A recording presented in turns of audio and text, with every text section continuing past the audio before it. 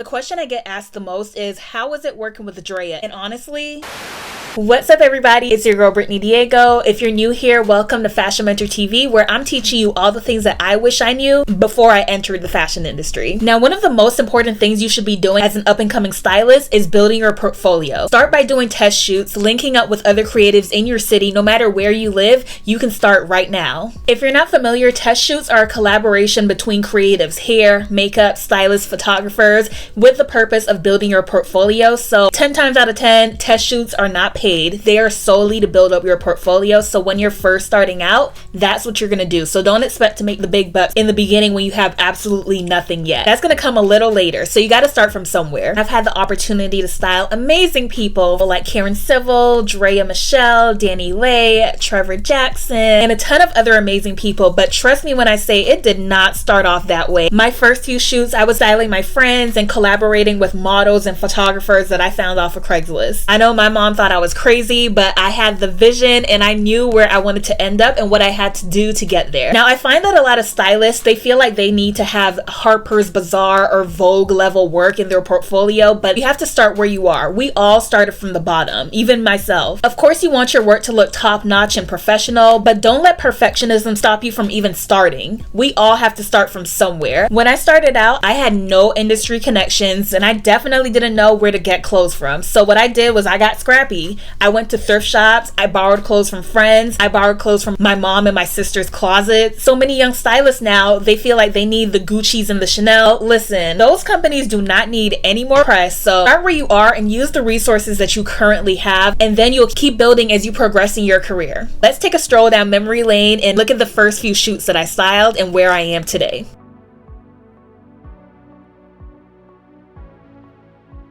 I'm cringing looking at these old photos. I remember this shoot so clearly. I was a senior and that's when I decided, okay, I don't want to be a designer anymore, which is what I majored in. So let's get these shoots going. Come on. So there's actually a styling class at my university and I jumped at the opportunity to take it as an elective. And our very first assignment was to do a shoot. I don't remember the exact prompt. I'm guessing it had to do something with decades because this is definitely an 80s inspired shoot. I don't want y'all thinking that I would normally dress anyone like this, even as an amateur stylist. So yeah, we went the 80s route and I remember we shot this in Hollywood. We were walking down Hollywood Boulevard and there was a bunch of tourists asking to take pictures with this model.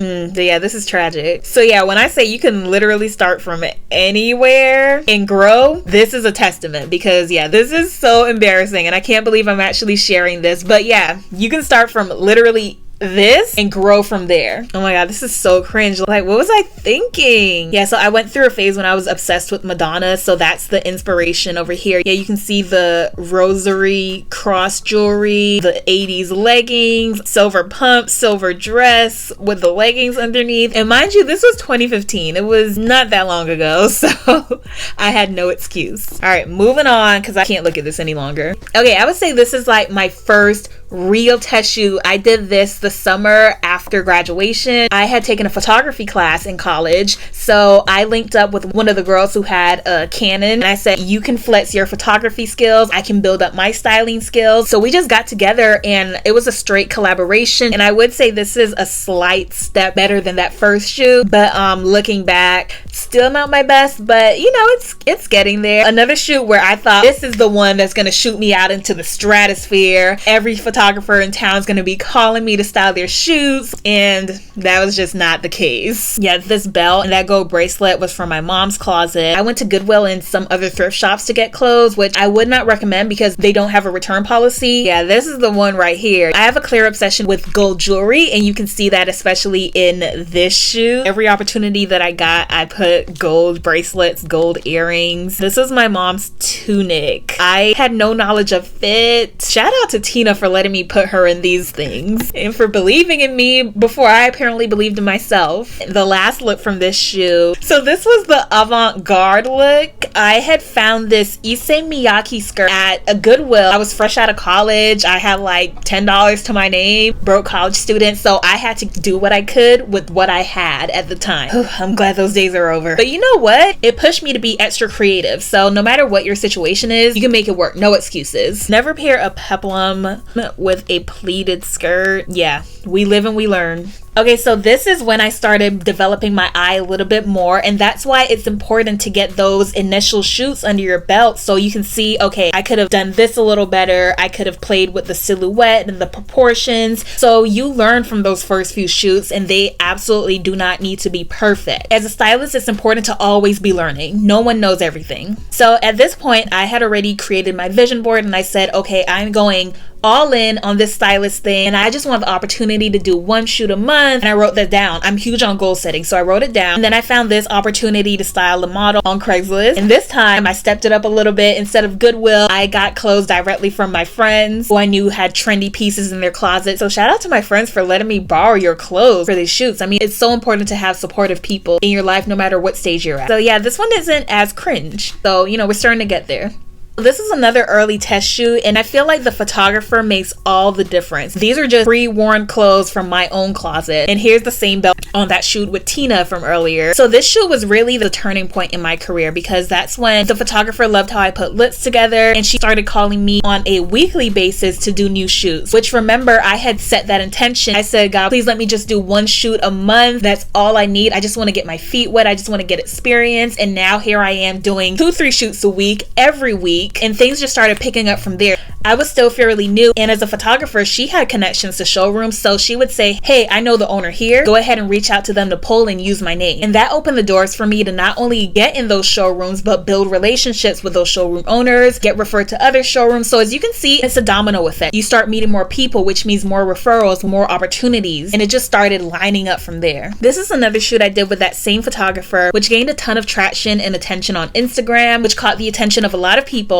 and had other photographers reaching out to me to style their shoes. So now you can start seeing how that domino effect works and leads you to bigger, better opportunities down the line. So this one was still when I was fairly new to the game. I specifically remember when I got the call to do this one, I was hanging out in the showroom that my friend owns, and the makeup artist that I had worked with on a test shoot a month or two prior, she DM'd me saying, hey, this photographer needs a stylist for this shoot on Saturday. This was a Thursday, and again, I was a new stylist. I didn't have that many connections, so the person whose showroom I was in when I got that message let me pull, and it was so last minute. Every last thing from this shoot came from her showroom. So thank you to Joy for saving me. Otherwise, I would have had to turn down this opportunity, and this turned out to be one of my first major magazine covers. So again, it's all about maintaining relationships. So not only make connections, but build those relationships, because I can't tell you how many times being actual friends with a showroom owner has saved me in last minute situations. So at this point, I had been doing all editorial shoots, and I decided, okay, I want to venture out a little bit more and do red carpets, personal styling. And a photographer friend of mine saw that an out-of-state magazine was looking for a stylist to shoot in LA. The magazine reached out to me and told me that they needed a stylist for Karen Civil, who is a powerful businesswoman and media maven. So I accepted that opportunity, and at that shoot, Karen really loved what I picked out, and she ended up asking me to style her for a red carpet that she had the next day. So that happened to be a case of perfect timing that led to me styling her on a multitude of other occasions, including the BET Awards, which was personally on my vision board as a young black girl growing up. I feel like the BET Awards was our Grammys, Emmys, Oscars,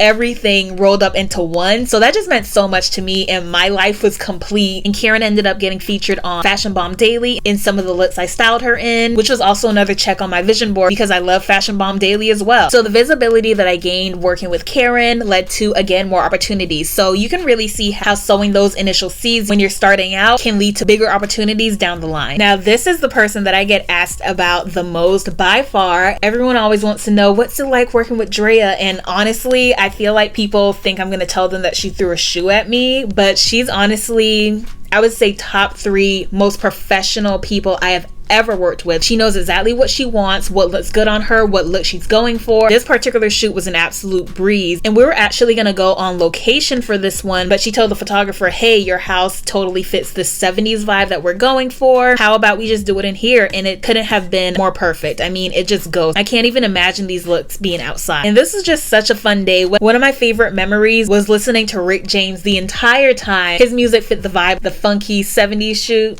and Fire and Desire came on, and you got to bring out your best vocals when Tina Marie's part comes on. So that's just one of those moments I will never forget, is singing Fire and Desire with Draya. I have to admit, I have never seen the reality show she was on. I think it was Basketball Wives. So I didn't know what to expect. Even my mom was like, good luck. And I was just like, I'm gonna approach her how I do with every client, with professionalism, and that's what I received back. So I have nothing but good things to say about her. So with that said, I had no idea the level of influence and the caliber she was really on. This is one of those moments in my career that catapulted me to the next level. So the last one I'm gonna go over today is Dani Leigh, who I have to say is one of the most fun people I've ever worked with. Her personality is just so hype and friendly and just really full of energy. The Dani that you see on her Instagram is the Dani that you'll get in person, which is always refreshing because you just never know if people are how they portray themselves to be on the internet or on social media. So with my portfolio, I wanted to make sure that I had a mix of different styles. There's this weird thing where if someone sees that you styled someone in a long gown or elegant dress, they think you could only pull dresses, which makes absolutely no sense. I can get you any type of clothes that you can ever imagine, but that's how people think. So I was excited to work with Dani to show that I can also do street, I can also do hip hop. So I'm always excited to add something different and unexpected in my portfolio, and her style is very tomboyish. I will never forget the first time that we worked together. I brought heels on set. She looked at me like I was insane. So that's why it's so important as a stylist to do your research on the client before you get in the door with them, because that's what the mood board called for, and that's what I brought. I thought her and the photographer worked that out. I did check out her Instagram and I saw that she was very tomboyish, but there are times when celebrities want to do something completely different than their typical image. So I thought that's what we were doing,